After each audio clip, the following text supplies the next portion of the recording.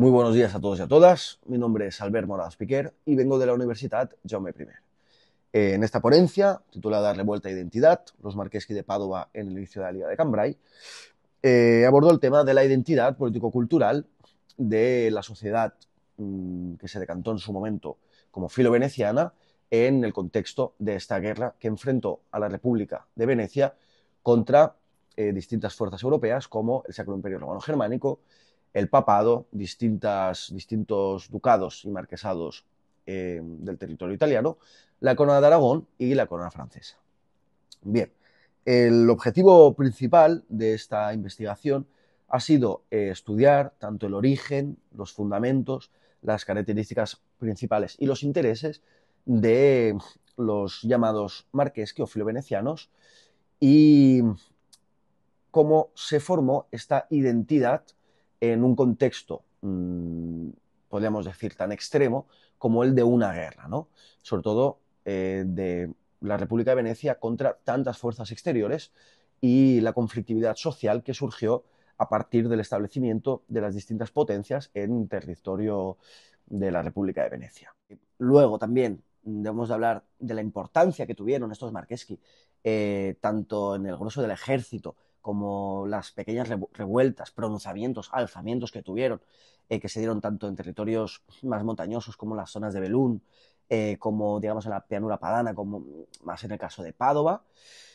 y en la recuperación de ciudades. Y por último, también evaluar el por qué, digamos, la historiografía ha dejado, por así decirlo, de lado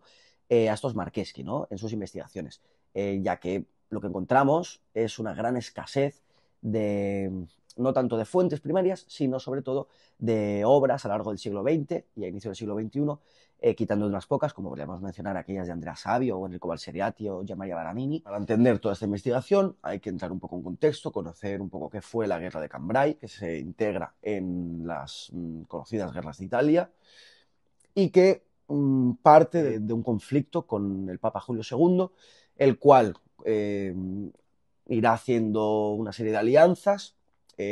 sobre todo por beneficios e intereses que tenían sobre la tierra de la República de Venecia, en el que se repartirán principalmente los distintos territorios, ¿no? Vicenza, Verona para el imperio, la zona de la Lombardía Veneta para la corona francesa y el sur, también conocido como el Polesine, de la República de Venecia para el papado, entre otros. Bien, ahora es importante también, una vez conocidos los objetivos, saber el tipo de fuentes utilizadas, ¿no? En este caso, principalmente son las series del Senado, actas del Consejo, del Archivio di Stato di Venecia, y luego las comparamos y se contrastan sobre todo con diarios, con crónicas, con cartas, correspondencia privada, la cual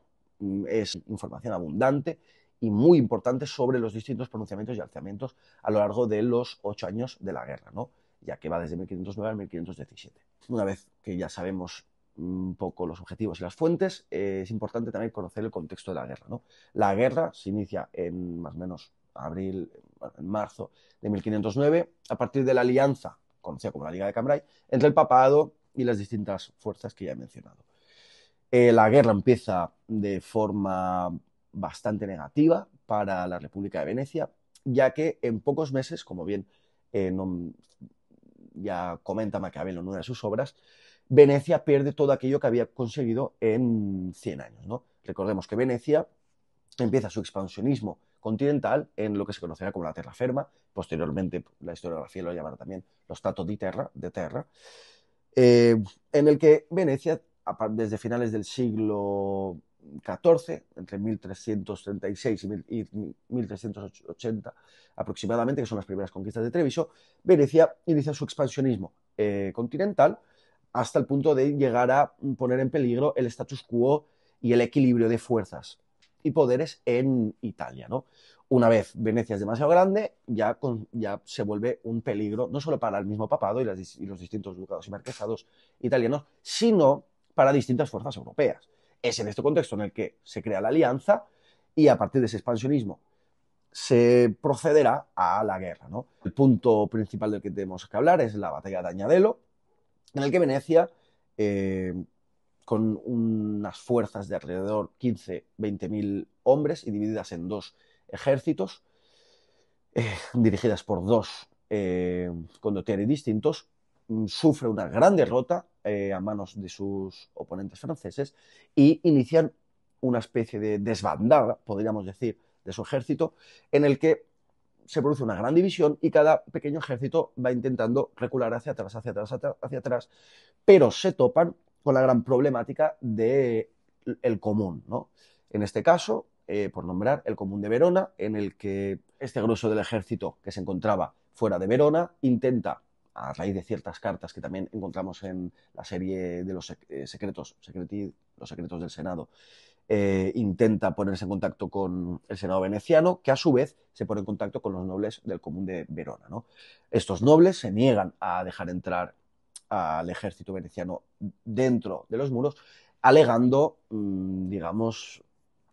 el peligro que podría suponer cierto alboroto del ejército veneciano dentro del común. Entonces se quedan en el conocido Campo di Marzo, una especie de llanura que está fuera de las murallas, pero poco a poco tienen que ir retrocediendo dado el avance del ejército francés, ¿no? Este problema se reproduce en casi todas las ciudades, tanto en su momento en algunos centros menores, como luego en Padua también, o en Vicenza, e incluso en Treviso, siendo un motivo de gran alarma para el Senado veneciano, que ve cómo su nobleza de repente se vuelve, citando a Gianmaria Barenini, gatopardesca, ¿no? En alusión a la obra de Lampedusa. Es decir, se vuelve una nobleza grisácea que juega, digamos, al mejor postor, ¿no? Los nobles de la corona francesa y del Sacro Imperio se ponen en contacto con las distintas ciudades. Recordemos que el Sacro Imperio tenía, digamos, derechos, o alegaban que tenían ciertos derechos en las zonas como Verona, Vicenza o Padua, y la corona francesa, digamos que también intentaba alegar o tenía sobre todo intereses en las zonas de Bérgamo, Brescia y Cremona, ¿no? La Lombardía Veneta. En este punto vemos que hay una gran división social porque la nobleza, o gran parte de ella, o así se nos ha querido hacer ver desde la historiografía italiana, más concretamente veneciana, digamos que se vuelve antiveneciana, ¿no? De repente entran ciertos aires de autonomismo, por un lado, de volver bajo el imperio, por otro, o de anexionarse a la corona francesa, como en el caso de la Lombardía Veneta. Bien, la documentación, sin embargo, nos muestra que no es del todo tan sencillo y que no se puede reducir a dos polos, a este binomio de nobleza imperiales y franceses y pueblo llano por oposición a la nobleza que se alía con las fuerzas extranjeras a Venecia. Pero, sin embargo, sí que alegan que es por una cuestión de interés, así como la historiografía ya desde los años 50 y 60, desde Roberto Cesi y posteriormente con la gran obra de Ventura, un poco alega que la división es esta, ¿no? División que ya en su momento Maquiavelo un poco pone en manifiesto, aunque sin entrar tanto en los detalles de los intereses de cada pueblo, ¿no? El punto es que vemos ya desde en los diarios, por ejemplo, de Marin Sanuto o de Girolamo Priuli o Pietro Bembo, incluso Luigi da Porto, como cada vez se pronuncian prácticamente desde el primer mes muchos pronunciamientos y cada vez más repetitivos al grito de Marco Marco, ¿no? En referencia al santo patrón veneciano, que era San Marco, como elemento unitario del Estado, ¿no? Del pequeño, digamos, de esa especie de Estado con tantos particularismos y localismos, ¿no? Como interno. La República de Venecia no era un Estado compacto, sino que se basaba principalmente, de manera muy resumida, en el dominio de la ciudad de Venecia sobre todo su territorio, y con cada territorio Venecia tenía una especie de dialéctica, digamos, ciudad laguna, en el que decidían si intervenir más, intervenir menos. Lo que sí que podemos constatar es que hubo cierto autonomismo, por así decirlo. Se dejó bastante banda ancha a las ciudades, sin tocar mucho el derecho comunal. Digamos que se dejó que un poco todos siguieran más o menos igual para ganarse ciertos favores. Y con ello también se ganó bastante a la población, puesto que con la entrada de las nuevas tropas extranjeras se produjeron, como es muy habitual en muchas guerras, ciertos abusos, forcejeos, eh, digamos que la población acabó un poco harta de ciertas tendencias, de ciertos actos de los enemigos, y aquí es donde ya vemos ciertos textos, como el de Luigi da Porto, en una carta que le envía a su amigo Sabornian, uno de los nobles filovenecianos de la zona del Friuli, en su momento también en guerra, en el que le habla sobre la importancia de la, digamos, la hermandad de todos estos pueblos, ¿no? Como uno, en el que dice que tanto los padovanos, vicentinos, veroneses y venecianos, aun odiándose desde tiempos, digamos, inmemoriales, no dejan de ser hermanos y no pueden sino siempre estar unidos frente a un enemigo de distintas leyes, distintas costumbres y distinta lengua, ¿no? Puesto que ellos hablaban la misma lengua, se elegían bajo las mismas leyes, la misma costumbre y la misma historia, ¿no? Esto ya lo encontramos en una carta de Luigi da Porto, y lo que vemos en este tipo de revueltas un poco y de pronunciamientos al estudiarlos es ciertos elementos comunes, ¿no? El mismo nombre de Marqueschi, que hay cierto debate sobre si es por San Marco o Marca Trevisana, más o menos el mismo, que coincide bastante con los límites actuales del Véneto, la referencia a San Marco, el levantamiento de, digamos, de banderas, el intentar guardar todas las estatuas de San Marco en referencia a Venecia y al Estado veneciano, y también al mismo tiempo de cómo se pronunciaban constantemente en favor de Venecia y contra sus enemigos extranjeros y contra la nobleza, contra quienes tenían ciertos intereses eh, que, bueno, podemos ver que habían intereses bastante antagónicos, ¿no? Bien, un poco estudiando todos estos primeros meses, todos estos fenómenos, cómo se van dando, por qué tipo de condicionantes vemos aquí o allá. Al final podemos ver que, si bien hablar de identidad véneta mm,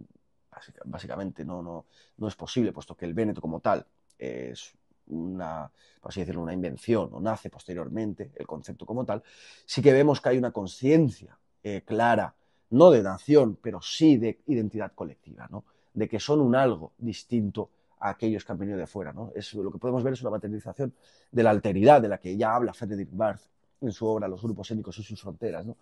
Y en la que un poco tomamos también así como Anthony Smith en su obra El origen étnico de las naciones, ¿no? Un poco cogemos toda esta literatura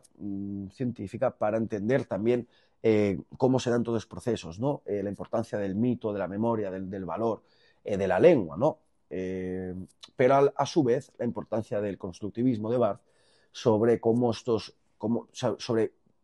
que la importancia realmente reside en los límites, ¿no? No tanto en su contenido interior. Bien, espero que les haya gustado mucho y les deseo un muy buen congreso. Muchas gracias.